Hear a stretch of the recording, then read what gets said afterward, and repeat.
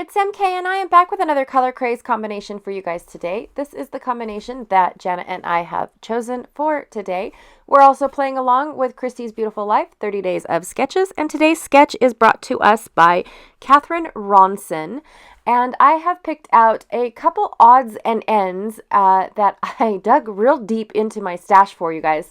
So I have this leftover ribbon from a kit from several years ago. It was like a bookbinding kit. I also have one of these recollections, little swirly bits that I thought were pretty low profile, where most of them are pretty bulky. So I wanted to play around with one of those. I have a photo of me actually scrapbooking in the car, and I've never documented that before, but it just had that perfect yellow hue for this particular color combination. I also have a ton of tiny little bits. Again, I picked from my color bin. I have a color bin in bulky bins, and within those bins, I have small little bits and pieces that I save throughout, time. I also have a giant extra large flare from Dottie About Flare, and then another little yellowish piece that came from my bulky bin, but I don't know who made it. My blending brushes, and I have scattered straw and frayed burlap in distress ink that I plan on using for this layout. And another one from the past, Teresa Collins' Tell Your Story. I loved this collection because it was black and white on one side, or I should say gray and white on one side, or gray and cream, and then bright, bold, beautiful colors on the other side. So I plan on using the gray and cream. From Stampin' Up, I have this Mercury print right here. It's really cool. And then these two both are my Mind's Eye papers. I picked this one because I love the little details in it. And then, of course, the polka dots have newsprint inside, but I don't plan on using the polka dot side. I plan on using the chevron side. And another one, I believe this one is from the Lost and Found. I don't know if it's 1, 2, 3, I don't remember. But it's this beautiful polka dot on top of, like, tone-on-tone polka dot is what it is. There it is. Oh, Lost and Found 2. And then the other side is this florally paper, but I plan on using the polka dot side. All right, so I'm going to cut my layout down to 8.5 by 11 because I just don't feel like some photos need to be on a 12 by 12, especially when they're just single little photos. But like I said, I don't think I've ever documented the fact that when we go on really long car rides, I scrapbook in the car to stay awake and keep my husband company. To be honest, if my mind and my hands are not busy, I don't know what to do and I get bored and I fall asleep.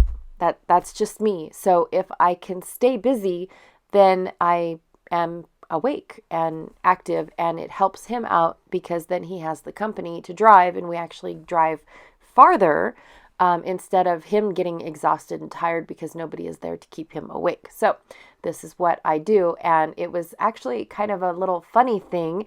Back in the day, he was teasing me that there's no way I could scrapbook in the car.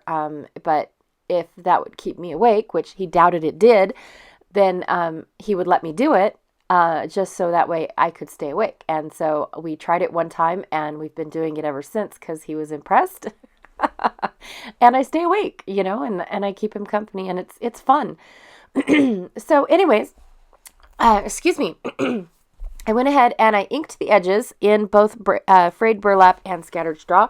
I did mostly scattered straw, and then frayed burlap I did only in the places where I felt like it needed a little bit more browner than it was yellow. I also took a stencil that is from the, I believe, Crafters Workshop. I'm not really sure. It was gifted to me, you guys, so I don't really know exactly where that stencil came from, but I'll try to see if I can find it. But I did a little bit of stencil work that's honestly not going to be seen a lot. So it's just one of those that I wanted it in the background, but barely in the background. And if it wasn't even there, it probably wouldn't have made a difference type of deal. Cut my Mercury paper down to, and it's called Mercury paper, but I don't really know why. It's just acetate sheet with a gorgeous silver on it. That's all it is, but they call it Mercury paper, and I'm not really sure why. It's a cool name. Then I took one of those cut apart sheets from Teresa Collins's Tell Your Story, paper, and I'm going to go ahead and ink the edges with frayed burlap. That way I can get that antique old look. So I didn't want it to be so stark, bright, and white, which it's not. It's actually like a cream. So I can't really say that it's stark white, but it was too fresh and clean for me. So I'm dirtying it up just a little bit to get that tone and feel from the color combination.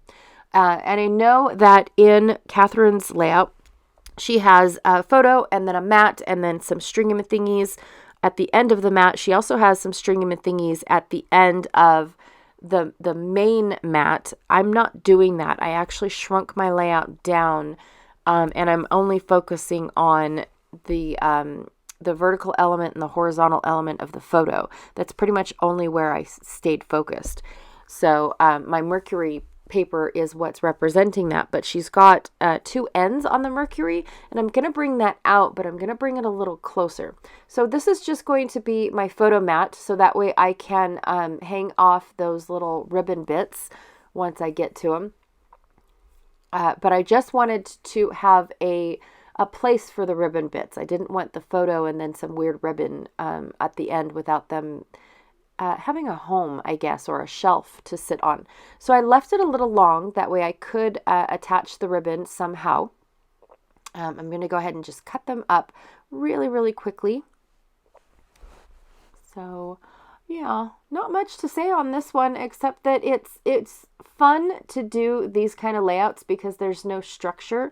You get to just use up bits and pieces that have been hanging around. You get to have a little bit of fun creating without any assignment, I guess, is the best word that I can think of. There's no restrictions that say you have to put, a llama on a page type of deal. I know that was random, but I'm just saying that it just seems like to me there's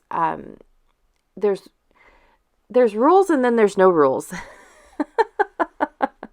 I know that's totally wrong to say, but when I'm doing a specific layout, like say about, the places that I've been and things like that, it seems to me like I have to set the mood and tone. But for these types of layouts where I just took a random picture to tell my story about scrapbooking in the car, there's nothing there that I have to put on my layout. There's absolutely nothing that I feel it needs except for creativity. And so I got to use this really large flare that in other words, probably would have gotten hidden on a page. I got to use this really cool swirly magig that I probably would have spent another 10 years in my craft room because I don't know how to use them. All right, so here's where I'm bringing in the up and the down, the top and the bottom of the vertical element on Catherine's layout or on her sketch. And instead I brought them above and below my photo just for a different twist. I didn't want that Mercury, that paper, they were scraps, you guys, and I held on to those scraps. Oh my gosh, I can't even tell you why I held on to them, but I did. Okay, so I'm changing the colors of the pearls, and then I'm going to go through and change the color. Actually, I'm changing the colors of the crystal gems right at the moment into yellow, and then I'm going to change the color of the pearls.